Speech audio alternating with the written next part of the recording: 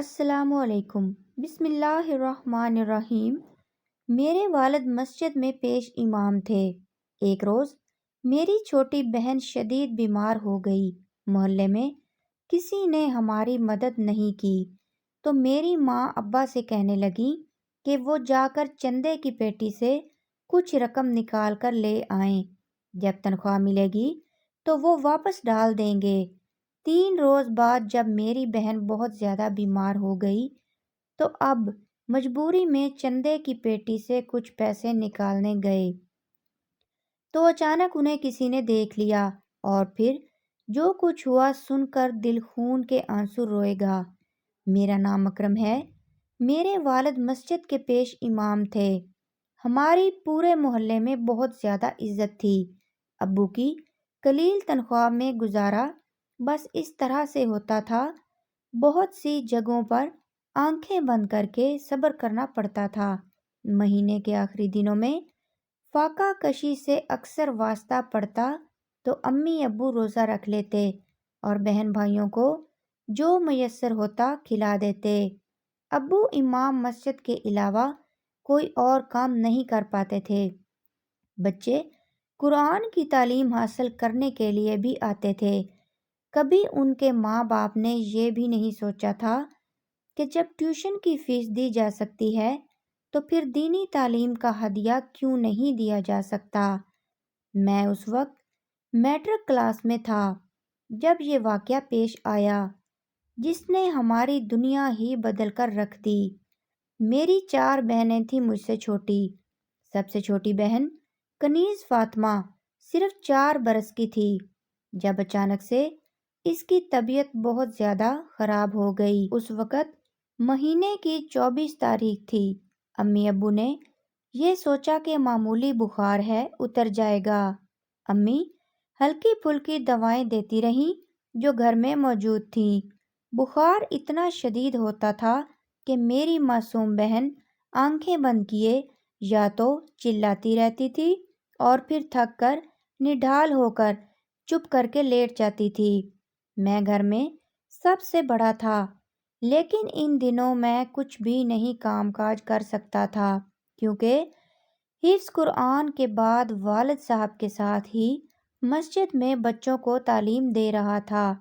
ابو نے دبے دبے لفظوں میں محلے کے 1-2 کھاتے پیتے گھرانوں سے بھی یہ درخواست کی تھی کہ اگر وہ انہیں کچھ رقم ادھار دے دیں تو اپنی بیٹی کا علاج کروا پائیں گے، لیکن سبھی ان کی یہ بات سن کر کانوں پہ سے ٹال کر نکل جاتے تھے کیونکہ دنیا کا ایک ذہن بنا ہوا ہے کہ امام مسجد کو بھلا کس چیز کی ضرورت ہو سکتی ہے۔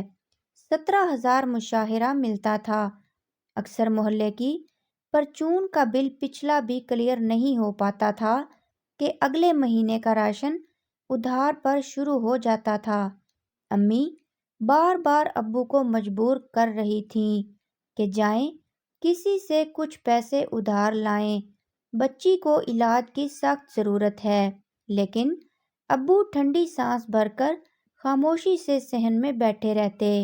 کنیز فاطمہ کی تکلیف بڑھتی جا رہی تھی۔ ابو دم درود کرتے رہے اور امی پانی کی ٹھنڈی پٹیاں۔ ایک روز میں رات کو جب چھت سے اترا تو میں نے امی کی دبی دبی سسکیاں سنی اور وہ بہت غصے میں ابو سے شکایتی انداز میں کہہ رہی تھیں کہ میں نے ہر حال میں آپ کے ساتھ گزارا کیا ہے، میرے بہن بھائیوں کے پاس دنیا کی ہر چیز کی سہولتیں موجود ہیں لیکن میں آپ کے ساتھ روکھی سوکھی روٹی کھا کر بھی گزارا کرتی رہی۔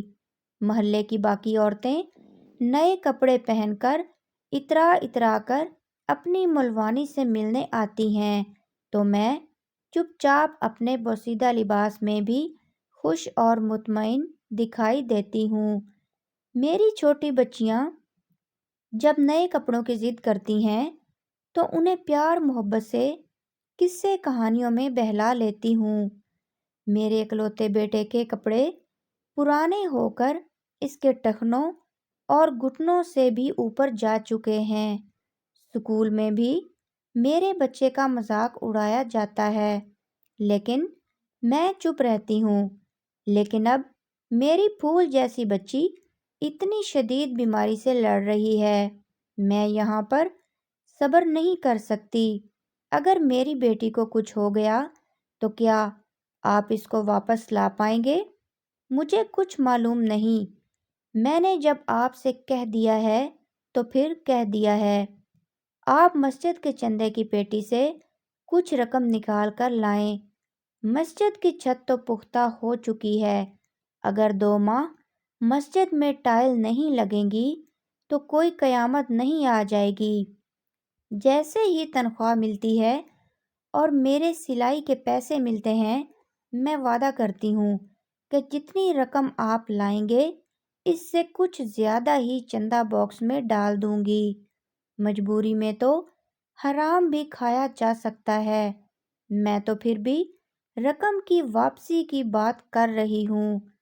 میں نے کبھی اپنی ماں کو ابا سے اس طرح ضد کرتے ہوئے نہیں دیکھا تھا، لیکن کہتے ہیں نا کہ ماں اپنے اوپر ہر تکلیف برداشت کر سکتی ہے، لیکن اولاد پر کوئی تکلیف آتی نہیں دیکھ سکتی۔ میرے ابو انہیں صبر اور برداشت کی تلقین کی کوشش کرنے لگے تو امی تقریباً چیخ اٹھیں۔ اس سے زیادہ مجھ سے برداشت نہیں ہوا اور میں واپس چھت پر جا لیٹا۔ آنسو میری آنکھوں سے بہہ رہے تھے۔ اگلے روز جب میں صبح سو کر اٹھا تو گھر میں عجیب سی افراتفری پھیلی ہوئی تھی۔ میری بہنیں رو رہی تھیں اور ابو گھر پر موجود نہیں تھے۔ میں جلدی جلدی نیچے اتر کر گیا تو یہ دیکھا کہ کنیز فاطمہ کو بری طرح سے جھٹکے لگ رہے ہیں اور وہ چارپائی سے اچھل اچھل کر امی کی گود میں واپس گر رہی ہے۔ یہ دیکھ کر برداشت نہیں ہوا اور میں بھاگتا ہوا ابو کی تلاش میں گھر سے باہر نکلا تو کیا دیکھتا ہوں کہ مسجد میں زور زور سے بولنے کی آواز آ رہی ہے۔ میں گھبرا گیا۔ جیسے ہی اندر داخل ہوا تو دیکھا 4-5 لوگوں نے ابو کو بہت بری طرح سے گھیرا ہوا ہے اور مزید لوگوں کو بلا رہے ہیں۔ ایک رش اکٹھا ہوتا جا رہا ہے۔ محلے کے طیب صاحب جو کمیٹی کے رکن بھی ہیں، وہ چیخ چیخ کر کہہ رہے تھے کہ انہوں نے اپنی آنکھوں سے دیکھا ہے کہ مولوی باسط چندے کی پیٹی کھول کر رقم نکال رہے ہیں اور میرے سامنے ہی انہوں نے اپنی جیب میں رکھی ہے۔ میں اس لیے خاموشی سے پلر کے پیچھے کھڑا دیکھ رہا تھا کہ بعد میں یہ انکار نہ کر دیں۔ ابو اس طرح چپ کھڑے تھے جیسے کوئی گہری ندامت اور صدمے میں چپ ہو جاتا ہے۔ طیب صاحب کا بیٹا اور ان کا بھتیجا حد سے زیادہ جذباتی ہو رہے تھے اور بار بار ان کا ہاتھ ابو کے کالر تک پہنچ رہا تھا۔ دیکھتے ہی دیکھتے وہاں بہت سے لوگ اکٹھے ہو گئے تھے۔ میں صدمے سے یوں کھڑا تھا جیسے میرے پاؤں زمین نے جکڑ لیے ہیں۔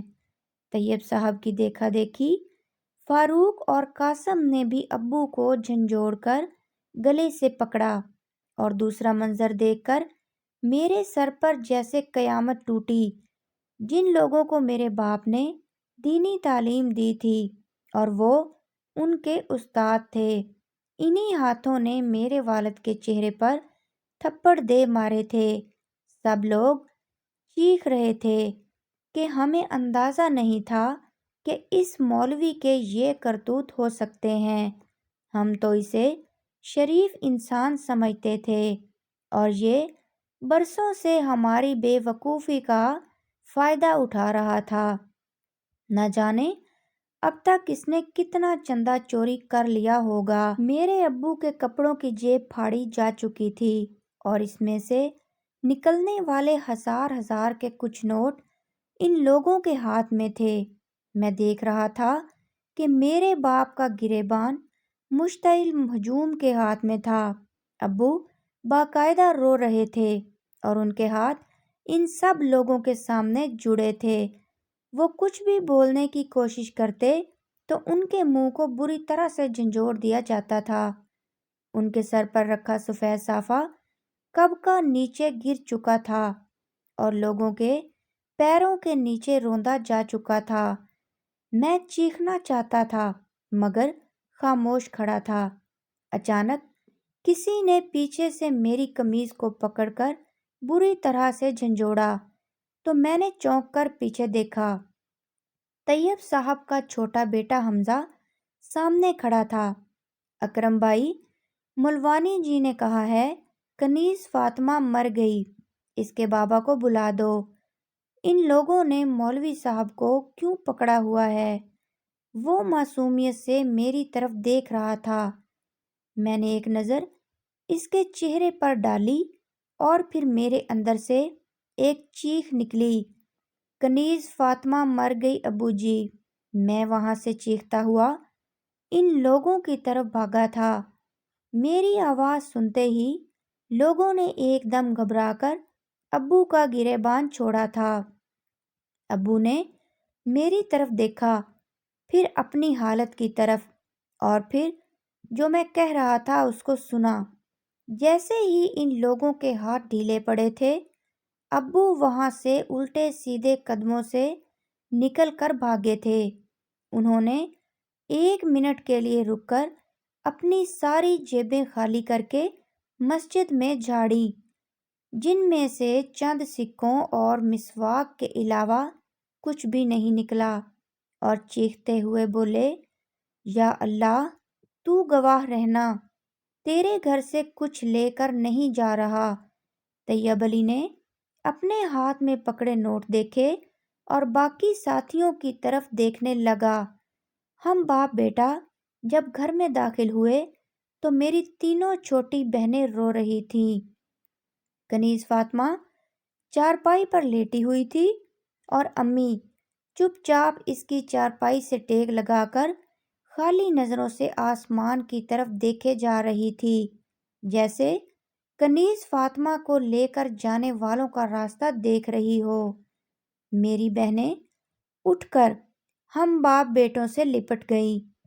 ساری عمر دنیا کو صبر کا درس دینے والے اپنی چھوٹی بیٹی کنیز فاطمہ کے بے جان وجود سے لپٹ کر دھاڑے مار مار کر رو رہے تھے، اور میں خاموشی سے اپنی لاچار ماں کا گھٹنا پکڑ کر ان کے سامنے سر جھکا کر بیٹھ گیا تھا۔ دیکھتے ہی دیکھتے پورے محلے کی عورتیں ایک دم سے امڑ امڑ کر گھر میں داخل ہونا شروع ہو گئیں۔ ہمارے گھر کی حالت سب کے سامنے تھی۔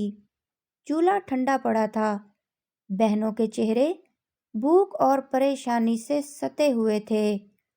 کچھ بزرگ عورتوں نے آگے بڑھ کر میرے ابو کے سر پر ہاتھ رکھ کر انہیں چپ کروانا چاہا، جو میرے ابو کو ان کے بچپن سے جانتی تھیں۔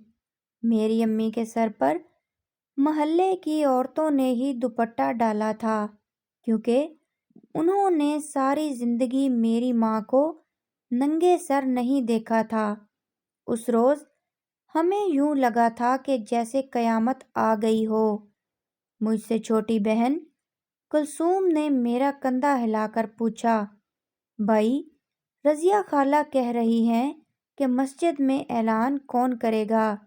چابی تو ابو کے پاس ہوتی ہیں۔ میں نے رضیہ خالہ کی طرف دیکھا اور کہا، خالہ جان، ہمارے پاس اب کچھ بھی نہیں ہے اور اعلان کرنے کی بھی ضرورت نہیں۔ جب کنیز فاطمہ بیمار پڑی تھی اور ہمیں مدد کی ضرورت تھی، جب ہی کسی کو معلوم نہیں ہوا، تو اب اگر اس کے جنازے میں 2-4 لوگ کم ہو بھی گئے تو کوئی بات نہیں، اس کا باپ اور بھائی اسے اپنی گود میں اٹھا کر مٹی کے نیچے دفن کر دیں گے۔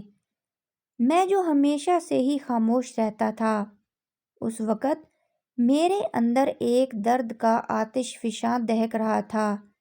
طیب علی نے اپنی بیوی کو اندر بھیجا تاکہ میری ماں کو پردہ کرنے کا کہہ سکے، کیونکہ وہ ابو کے پاس آنا چاہتا تھا۔ مجھے ایسا لگ رہا تھا جیسے میری ماں اور باپ دونوں ہی صدمے کی وجہ سے اپنا ذہنی توازن کھو چکے ہیں۔ میں نے لمبی سانس لی اور اٹھ کر کھڑا ہو گیا۔ گھر سے باہر نکل کر میں نے سب محلے والوں کے سامنے ہاتھ جوڑ کر کہا، آپ لوگوں کا بہت بہت شکریہ۔ جو صلہ میرے باپ کو آج آپ سب نے دیا، ان کی عمر بھر کی خدمت اور اچھائیوں کا، اس کو میں کبھی بھی چکا نہیں پاؤں گا۔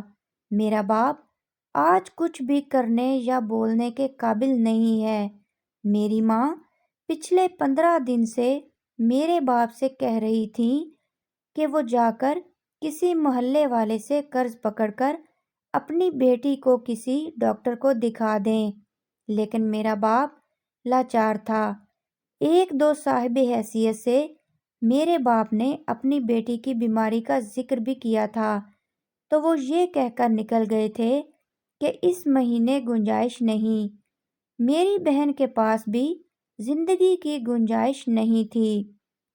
آج اس کی حالت دیکھ کر مجبوراً میرے باپ نے چندے کی پیٹی کھولی تھی کہ جیسے ہی میرے باپ کو 17,000 کی تنخواہ ملے گی تو وہ فوراً چندے کی پیٹی میں مطلوبہ رقم واپس ڈال دیں گے۔ میرا باپ کوئی عادی پیشہ ور چور نہیں تھا، اور شاید یہی وجہ تھی کہ آج اس کی اتنی درگت بنائی گئی، ورنہ مسجد کے لیے جمع کیے گئے چندے سے تو کمیٹی کے سبھی ارکان کے گھروں میں ہر مہینے کسی نہ کسی چیز کا اضافہ ہوتا ہی رہتا ہے۔ کیا برا تھا اگر اس بار چندے کے کچھ پیسے مولوی باسط علی کی بیٹی کے علاج پر بھی لگ جاتے۔ ہمیں اب کسی بھی مدد کی ضرورت نہیں رہی۔ یہ کہہ کر میں گھر میں واپس داخل ہو گیا۔ میں نے دیکھا کہ وہ سبھی لوگ ایک دوسرے سے نظریں چرا رہے تھے۔ میں میت کے پاس گیا، بہت پیار سے اپنی بہن کا ماتھا چوما جو سکون سے سو رہی تھی۔ اس کا جسم اب بھی ہلکا ہلکا گرم تھا، کیونکہ جب اس کا دم نکلا تھا تب وہ بے تحاشا بخار میں مبتلا تھی۔ میری نظر اماں کے ہاتھوں پر پڑی، جہاں پر چاندی کی ایک پتلی سی انگوٹھی چمک رہی تھی۔ سبھی عورتیں منہ پر دوپٹے رکھے رو بھی رہی تھیں اور حیرت سے میری حرکتوں کو دیکھ رہی تھیں۔ میں نے ماں کے ہاتھ سے انگوٹھی اتاری، برآمدے میں رکھا ہوا سٹینڈ کا پنکھا بند کیا اور اسے کندھے پر رکھ کر بیچنے کے لیے نکل گیا۔ میں اپنی بہن کو کفن کسی سے مدد مانگ کر دینا نہیں چاہتا تھا، بلکہ اس کے غریب باپ کی حق حلال کی کمائی سے دینا چاہتا تھا۔ دیکھتے ہی دیکھتے یہ خبر جنگل کی آگ کی طرح ہر طرف پھیل گئی تھی کہ مولوی باسط علی کی چھوٹی بیٹی شدید بیماری کے باعث انتقال کر گئی ہے۔ ہمارے محلے میں ایک گھر خواجہ سراؤں کا بھی تھا۔ جب میں پنکھا اپنے کندھے پر اٹھا کر وہاں سے گزرا تو ان کے گرو لالی نے مجھے پکار کر کہا، میرا راجہ بیٹا کہاں جا رہا ہے؟ وہ اکثر دوپٹہ اوڑھ کر ابو سے ملنے مسجد کے حجرے میں آ جاتی تھی، اور یقین کریں مسجد کی تعمیر میں سب سے زیادہ چندہ بھی وہی دیتی تھیں۔ میں نے اس کی طرف دیکھتے ہوئے کہا، اماں میری بہن مر گئی، گھر میں اس کا جنازہ پڑا ہے، اس کے کفن کے پیسے نہیں ہیں، یہ پنکھا اور اماں کی انگوٹھی بیچنے جا رہا ہوں۔ محلے والے اب کہتے ہیں کہ کفن دفن کا انتظام ہم کریں گے، مگر مجھے ان کا احسان نہیں لینا۔ صدمے کی وجہ سے میرے آنسو خشک ہو چکے تھے۔ اس نے یہ سنتے ہی اپنے سینے پر زوردار تھپڑ مارے اور بیان کرتے ہوئے اپنی ساتھیوں کو بلانے لگی۔ وہاں سے پلٹ کر میں سیدھا بازار پہنچا۔ پنکھا کافی پرانا تھا اور انگوٹھی بالکل ہلکی پھلکی تھی، لیکن جب دکاندار کو میں نے کہا میری بہن کا جنازہ گھر میں پڑا ہے، مجھے کفن لینا ہے، تو وہ بھی رو پڑا۔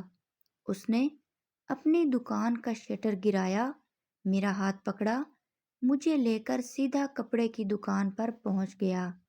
اس نے مجھے سارا سامان خرید کر دے دیا تھا، خوشبودار صابن، عطر، اگربتیاں، روئی کا پیکٹ اور کفن کا کپڑا۔ میں اس تھیلی کو سینے سے یوں لگائے کھڑا تھا جیسے میری قیمتی دولت ہو۔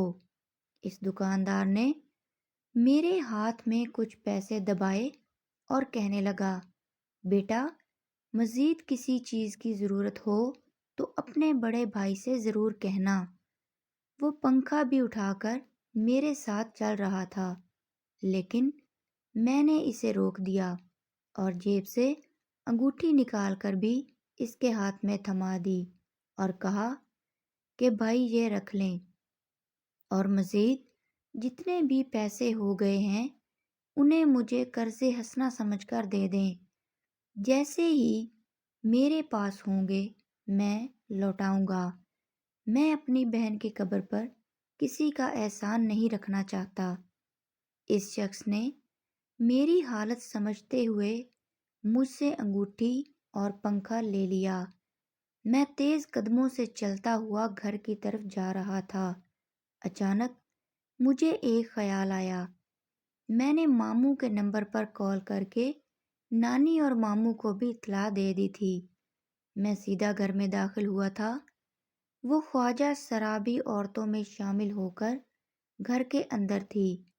میں نے کفن کی تھیلی لے جا کر اپنی ماں کے پیروں میں رکھ دی اور ان کا گھٹنا پکڑ کر ہلانے لگا۔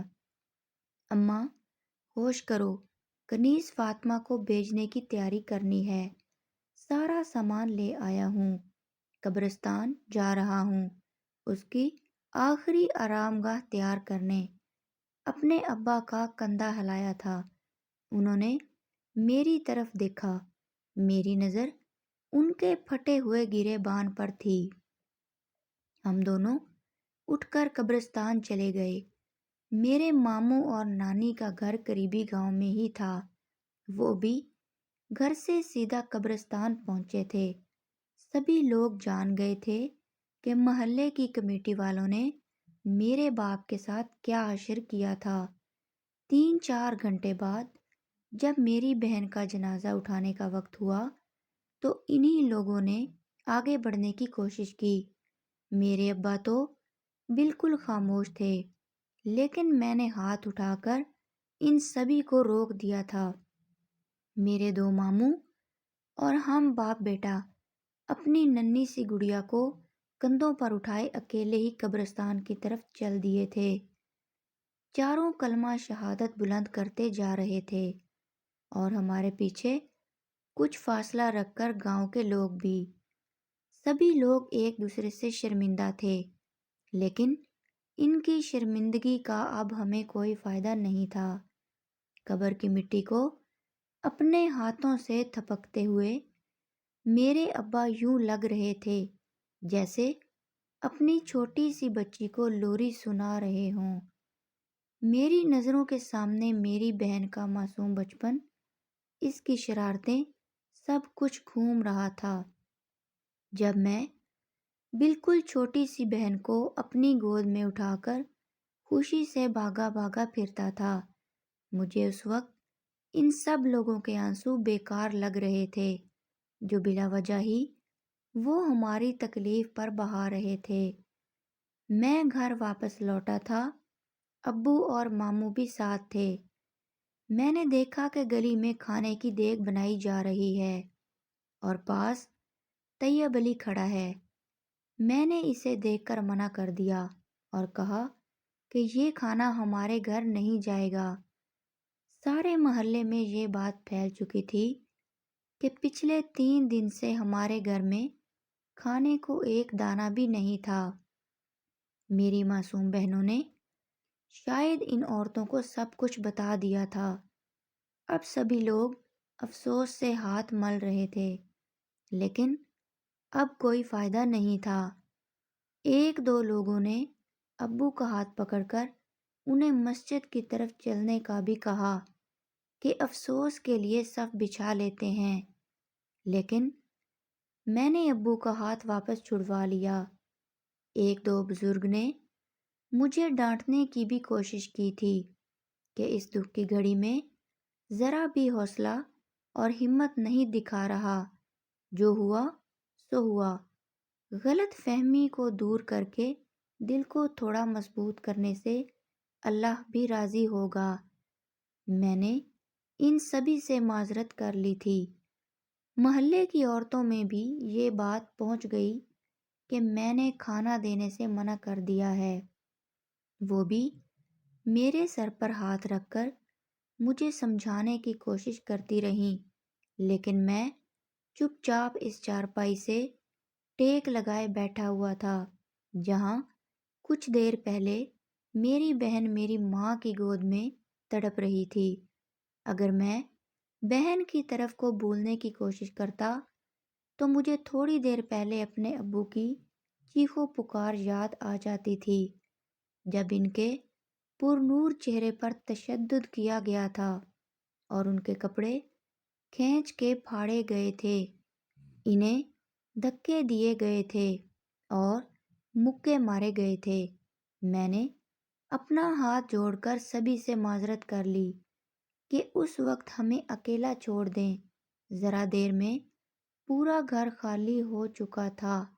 معلوم نہیں اس وقت بھی لوگ ہمیں اچھا کہہ رہے تھے یا برا، لیکن مجھے اس بات کی کوئی پرواہ نہیں تھی۔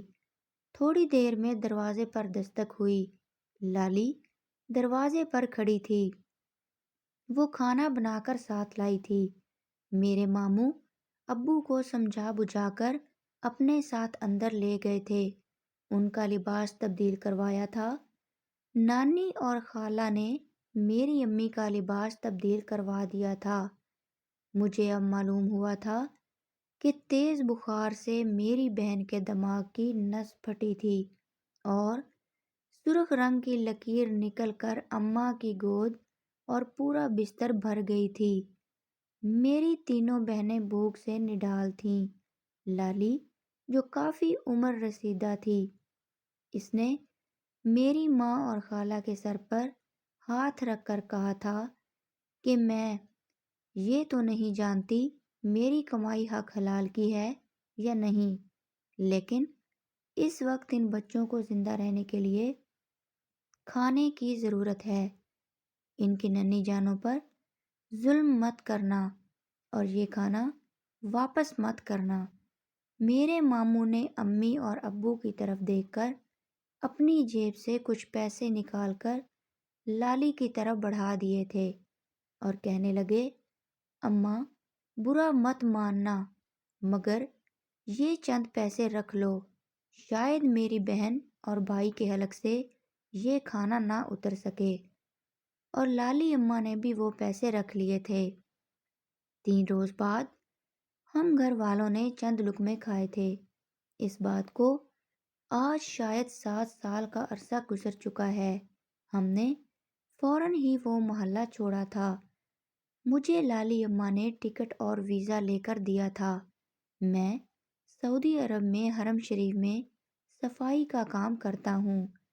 میرے ابو اور امی کو اس وقت میری نانی اور ماموں اپنے ساتھ لے گئے تھے۔ میں نے پلٹ کر پاکستان کا منہ نہیں دیکھا۔ دنیا میں صرف اور صرف پیسہ آپ کو عزت دار بناتا ہے، آپ کا کردار اور اخلاق کوئی معنی نہیں رکھتا۔ اس وقت میں سعودی عرب آیا تھا۔ میری عمر 18 سال اور 6 ماہ تھی۔ میں مسلسل کما کر پاکستان بھیجے جا رہا تھا۔ میرے ماں باپ کا ذاتی گھر بن چکا ہے۔ مجھ سے چھوٹی ایک بہن شادی شدہ ہے اور 2 پڑھ رہی ہیں۔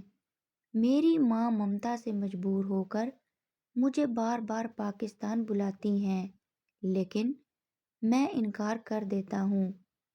اگر میں وہیں رہنے کی کوشش کرتا تو شاید آج کوئی چور یا ڈکیت ہوتا، اور یا پھر کوئی چھوٹی موٹی مزدوری کر رہا ہوتا، اور میرے ماں باپ اسی طرح سسک سسک کر زندگی گزار رہے ہوتے۔ بے شک یہاں پر سخت محنت کا کام بھی ہے، لیکن مجھے اس بات کی تسلی ہے کہ میرے گھر والے بھوک کے جن سے نجات حاصل کر چکے ہیں۔ لالی اماں جب تک زندہ رہیں میرا باقاعدہ ان سے رابطہ رہا، وہ مخلوق جسے دنیا والے کسی گنتی میں نہیں لگاتے۔ اس ہستی نے مجھے اس قابل بنا دیا تھا کہ میں اپنی اور اپنے ماں باپ کی ضروریات پوری کر سکوں۔ یہ کہہ کر وہ لڑکا رو پڑا تھا۔ میرا نام شفقت علی ہے۔ میری سعودی عرب میں تبرکات کی ایک بڑی دکان ہے۔ ایک پاکستانی کم عمر سا لڑکا ہر بار میرے پاس آتا، وہ کہتا کہ اسے سب سے زیادہ مہنگا عطر چاہیے، اور اسی طرح وہ دوسرے تبرکات بھی ہر ماہ باقاعدگی سے لیتا اور پاکستان بھجواتا ہے۔ میں نے کئی بار اس سے بات چیت کرنے کی کوشش کی، لیکن وہ ہر بار مسکرا کر چلا جاتا تھا۔ 1-2 ماہ سے وہ میری دکان پر نہیں آیا تو پوچھتا پوچھتا اس کے کام کی جگہ پر گیا۔ وہاں اس کے ساتھیوں نے بتایا کہ پچھلے 2 روز سے وہ شدید بیمار ہے اور کمرے میں پڑا ہوا ہے۔ مجھے اس بچے سے گہری انسیت ہو چکی تھی، اس لیے میں فوراً اس کے کمرے پر پہنچا۔ تیز بخار میں شاید اس کا دل اپنا ضبط کھو چکا تھا۔ میں نے جب اس سے اس کی کہانی سننا چاہی تو اس نے شروع سے لے کر مجھے سب کچھ بتا دیا تھا۔ میں نے اس کو جی بھر کر رونے دیا۔ وہ پچھلے 7 سال سے اپنے سینے میں یہ غم چھپا کر زندہ تھا۔ پھر میں نے اپنے ہاتھوں سے ہی اسے کھانا کھلایا اور ساتھ ہی سے یہ پیشکش بھی کی کہ اگر وہ میرے ساتھ میری دکان پر کام کرنا چاہے تو میں اسے تنخواہ سے زیادہ معاوضہ دوں گا۔ میں کچھ عرصے میں پاکستان جانا چاہتا تھا، اس لیے چاہتا تھا کہ کوئی ایماندار پاکستانی لڑکا ہی میری دکان سنبھال لے، اور اکرم سے زیادہ ایماندار مجھے اب تک کوئی نہیں ملا تھا۔ سادگی سے کہنے لگا، چچا میں اپنے والد کے مشورے کے بغیر کوئی کام نہیں کرتا، میں ان سے پوچھ کر آپ کو بتاؤں گا۔ کچھ دن بعد اس کے والد نے اسے اجازت دے دی تھی۔ اسے دکان پر چھوڑ کر میں 1 ماہ کے لیے پاکستان پہنچا۔ میں اس سے اس کے گھر کا پتہ لایا تھا۔ میں نے اپنی بیوی کو اکرم کے بارے میں سب کچھ بتا دیا تھا۔ میں اپنی بیوی کے ساتھ اکرم کے گھر پہنچا تو اس کے والدین نے میری بڑی عزت کی۔ وہ 7 سال میں کافی ضعیف ہو چکے تھے۔ ان کی دونوں بچیاں بھی بہت ذہین اور پیاری تھیں۔ میری بیوی کی نظر میں پسندیدگی ابھری تھی۔ میں نے مولوی باسط صاحب کو اپنی آمد کا مقصد بتا دیا تھا کہ ان کا بیٹا ایک ہیرا ہے اور میں بیٹے کی نعمت سے محروم ہوں۔ میری صرف 2 ہی بیٹیاں ہیں جو اپنی ماں کے ساتھ پاکستان رہتی ہیں، اور میں باہر کاروبار کر رہا ہوں۔ میں چاہتا ہوں کہ اکرم میرا داماد بن جائے اور میری بیٹی کو ایک نیک شریک سفر مل جائے۔ مولوی صاحب یہ سن کر بہت خوش ہوئے تھے، لیکن انہوں نے کہا کہ اکرم کی زندگی کا فیصلہ ہے، میں اس سے پوچھے بنا نہیں کر سکتا، اور میں اس کی ماں سے کہتا ہوں کہ وہ اس کی رضا بھی معلوم کرے اور اسے نکاح کے لیے راضی بھی کرے۔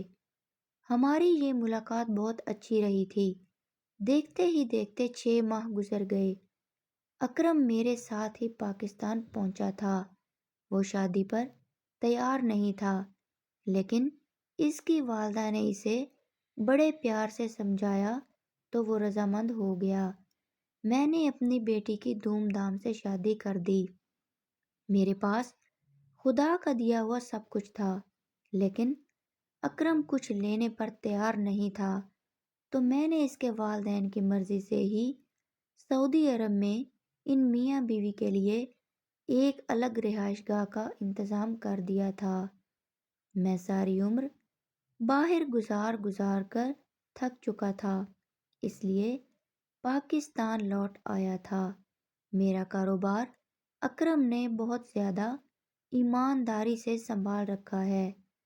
ہمارے معاشرے کا ایک تاریک پہلو ہے کہ ہمارے ہاں امام مسجد کو نہایت قلیل تنخواہ دی جاتی ہے، اور پھر اگر وہ کسی مسئلے کا شکار ہو جائے تو ہم سبھی لوگ یہ سوچ کر مدد نہیں کرتے کہ وہ تو خدا کا نیک بندہ ہے، صبر شکر سے اپنا گزارا کر لے گا، مگر وہ بھی ہماری طرح ہی عام انسان ہیں، ان کے بھی بیوی بچے ہیں، مسائل ہیں، انہیں بھی دنیاوی ضرورتیں لاحق ہیں۔ ایسے لوگوں کا خیال کریں خدا را، جو کسی کے سامنے ہاتھ نہیں پھیلاتے، لیکن ان کے حالات چیخ چیخ کر بتا رہے ہوتے ہیں کہ انہیں بھی مدد اور سہارے کی ضرورت ہے۔ ناظرین، آپ کو آج کی کہانی کیسی لگی؟ کمنٹ باکس میں اپنی رائے کا اظہار کریں۔ مزید اس طرح کی سبق آموز کہانیاں سننے کے لیے ہماری ویڈیو کو لائک کریں، شیئر کریں اور ہمارے چینل کو سبسکرائب کریں۔ شکریہ۔ اللہ حافظ۔